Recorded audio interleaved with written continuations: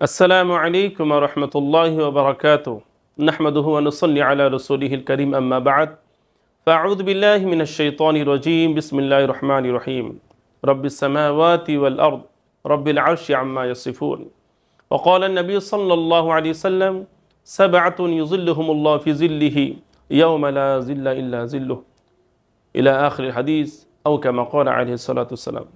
সম্মানিত দর্শকবৃন্দ, ভাই ও বোনেরা, যে যেখান থেকে দেখছেন সকলকে বিষয়ভিত্তিক ধারাবাহিক আলোচনায় শুভেচ্ছা, স্বাগতম ও আন্তরিক মোবারকবাদ।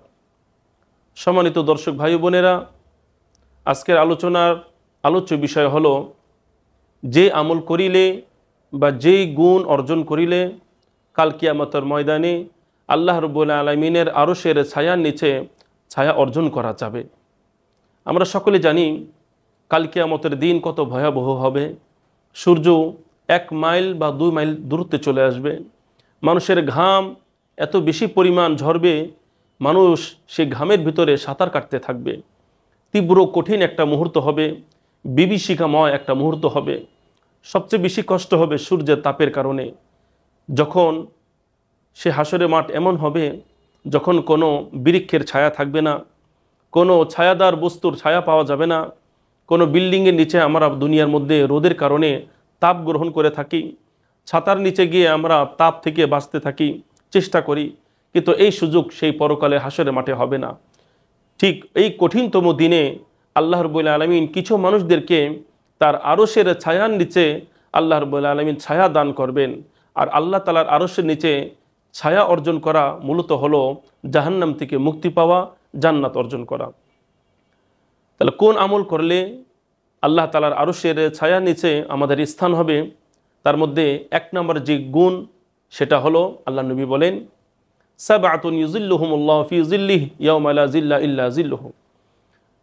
7 শ্রেণীর মানুষদেরকে আল্লাহ রাব্বুল আলামিন কাল হাসরের মাঠে তার আরশের ছায়ার নিচে ছায়া দান করবেন। এমন একটা দিনে ছায়া দান করবেন যেই দিনে আল্লাহ তাআলার আরশের ছায়া ছাড়া অন্য কোনো ছায়া থাকবে না। কারা কারা ছায়া পাবেন? 1 নম্বর হলো আল ইমামু আদিলুন, ন্যায় বিচারক ইমাম। ইমাম আমরা সাধারণত জানি যিনি ইমামতি করেন তিনি বোধহয় ইমাম, এটা ঠিক। তবে ইমাম একটি ব্যাপক শব্দ। শুধু ইমামতি করলে তিনি ইমাম হবেন, অন্যরা হবে না, বিষয়টা এমন নয়। বরং ইমাম এই শব্দটি হলো ব্যাপক।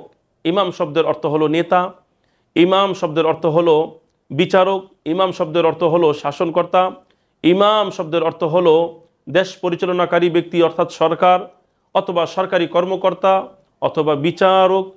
যেই কোনো দায়িত্ব যে ব্যক্তি নিয়োজিত আছেন, যার উপর ইসলামিক দায়িত্ব আছে, তিনি মূলত ইমাম।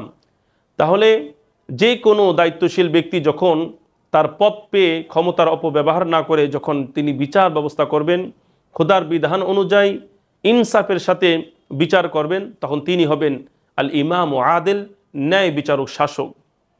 এই জন্য বন্ধুরা আমার, মানুষ ক্ষমতায় গেলে ভুলে যায় সব কিছু। নিজেকে সার্বভৌমত্বের অধিকারী মনে করে, সবচেয়ে ক্ষমতাশালী মনে করে।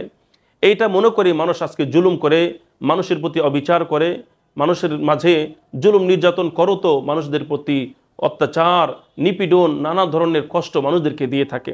এই জন্য প্রত্যেকের উচিত হলো, যারা বিশেষ করে সরকারি দায়িত্ব আছেন অথবা যে কোনো ডিপার্টমেন্টে আছেন, যিনি ওয়ার্ড ভিত্তিক কাউন্সিলর আছেন, মেয়র আছেন, চেয়ারম্যান আছেন, মেম্বার আছেন, এরকমভাবে আরও যারা বিভিন্ন দায়িত্বে প্রশাসনের দায়িত্ব আছেন, প্রত্যেকে ইমাম, প্রত্যেকে দায়িত্বশীল। সুতরাং প্রত্যেকেরই বিচার করতে হবে। আল্লাহ রাব্বুল আলামিন কোরআনে বলেন, ইয়া দাউদু ইন্না জাআলনাকা খলিফাতান ফিল আরদি। আল্লাহ বলেন, হে দাউদ, আমি তোমাকে জমিনের মধ্যে খলিফা বানিয়েছি। আন তাহকুমু বিল আদলি, তুমি ইনসাফের সাথে বিচার করো।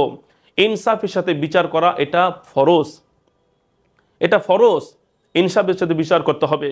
কোনো ধরনের জুলুম নির্যাতন করা যাবে না, এক পক্ষের প্রতি ঝুঁকে যাওয়া যাবে না, এক পক্ষকে আত্মীয় স্বজন মনে করে, বন্ধু বান্ধব মনে করে বিচারটা তার পক্ষে আনা যাবে না। এই কাজ থেকে পরিহার করতে হবে। সুতরাং দুনিয়ার মধ্যে যারা ন্যায় বিচার হবে, ন্যায় বিচার করবে, যে কোনো বিচারক, মাতবর হোক বা যে কোনো ডিপার্টমেন্টের মানুষ, যখন তার ক্ষমতা পেয়ে সে যখন ইনসাফের সাথে বিচার করবে, তখনই আল্লাহ রাব্বুল আলামিন কাল কিয়ামতের ময়দানে তাকে আরশের ছায়া নিচে ছায়া দান করবেন। আল্লাহ রাব্বুল আলামিন তৌফিক দান করুক, আমিন।